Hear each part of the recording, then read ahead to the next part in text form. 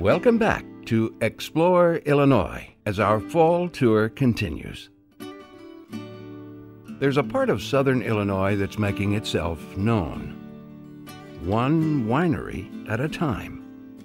The scenic rolling hills just south of Carbondale on the edge of the Shawnee National Forest are beautiful to look at, and for a long time, over 80 years, no one considered it a great place to grow grapes for winemaking.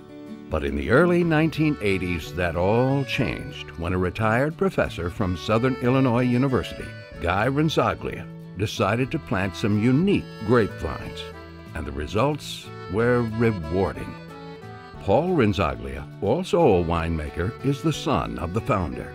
When my father had this notion and started working on planting the grapes in an area that basically has had, you know, row crops and apples and peaches here for generations, generation after generation, people thought it was pretty funny, actually. They thought it was a humorous thing.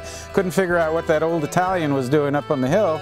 But as the time went by, and then we saw that it was a real attraction, and it brought people here, and it stimulated interest in our area.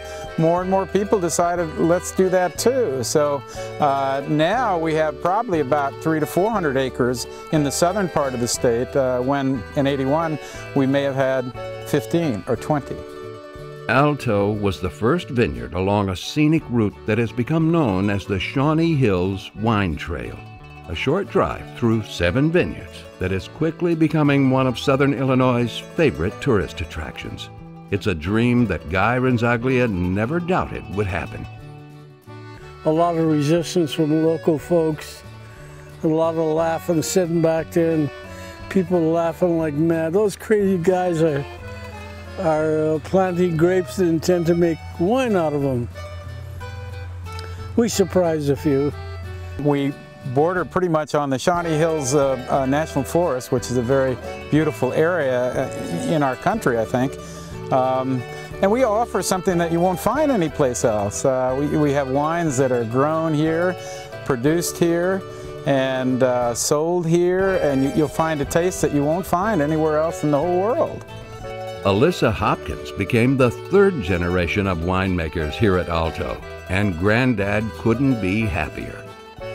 I look forward to Paul and his children, and probably some of my other children, continuing the whole tradition.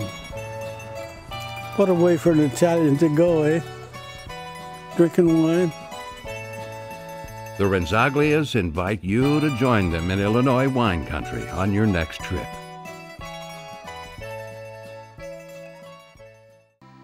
How far is it from the Alto Winery to Tuscany?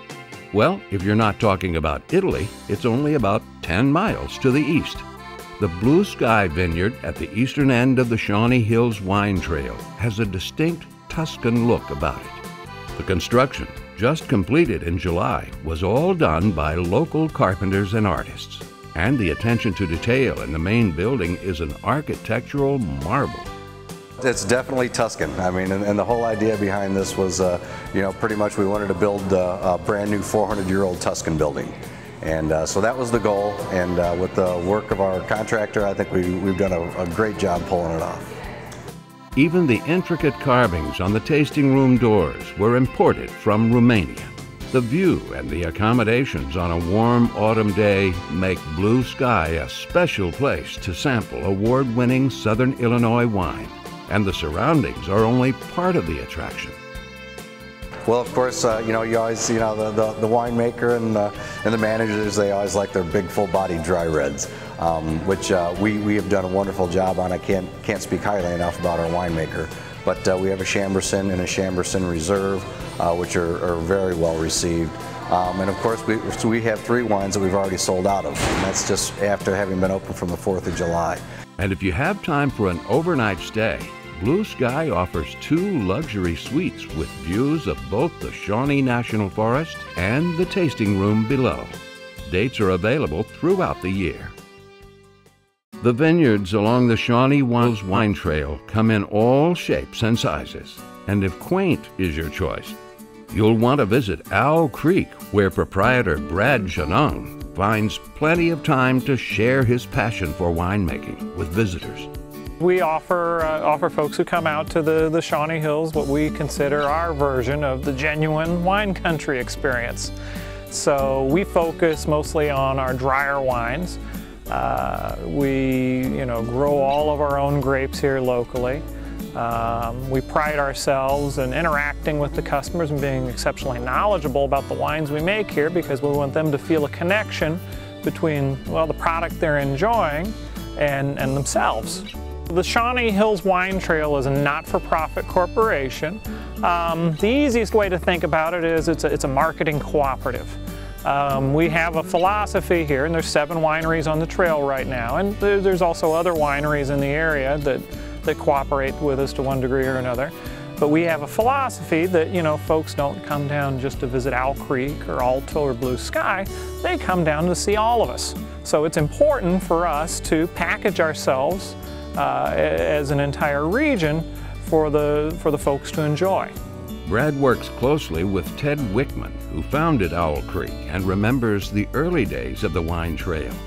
There had not been any commercial vineyards or wineries in Southern Illinois since before Prohibition, and everybody kind of thought we were crazy planting vineyards and then eventually starting Alto Vineyards, the winery, in 1988.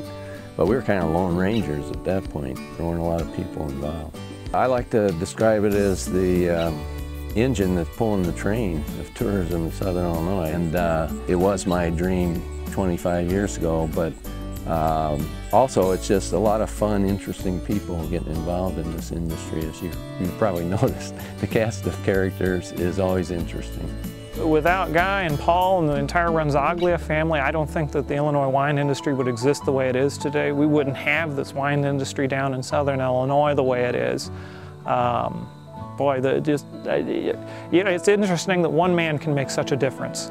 The wineries and tasting rooms of the Shawnee Hills Wine Trail are open year-round. And this time of year, early autumn, is harvest time. A perfect time to sample great Illinois wine and meet some of the nicest people in the winemaking business.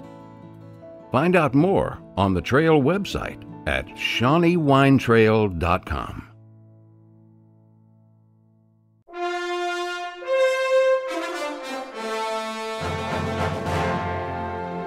There are hundreds of amazing natural destinations in Illinois, and on this spectacular fall day, we wanted you to see one of Southern Illinois' most famous formations. This is Garden of the Gods, an astonishing collection of rock formations and great views, and a favorite for visitors this time of year. Wendy Cousert is with the U.S. Forestry Service. Every time this year, thousands of people come to view the area and the famous Camel Rock and the nature's splendor of many colors that they've dipped and splashed the Shawnee with and just enjoyed by all over the country. Illinois is basically flat and rich soil. That's where a lot of our corn crops are grown, and then all of a sudden we have these rolling hills and all these wonderful rock formations that are just everywhere, and underground caves and caves everywhere. It's not typical of what people think Illinois is all about, and you get down here, it's just so amazing. Garden of the Gods is easily accessible from nearby parking areas, which makes it great for families of all ages. There are special facilities for camping and hiking, and as you can imagine, the fall beauty has become a major attraction to this area.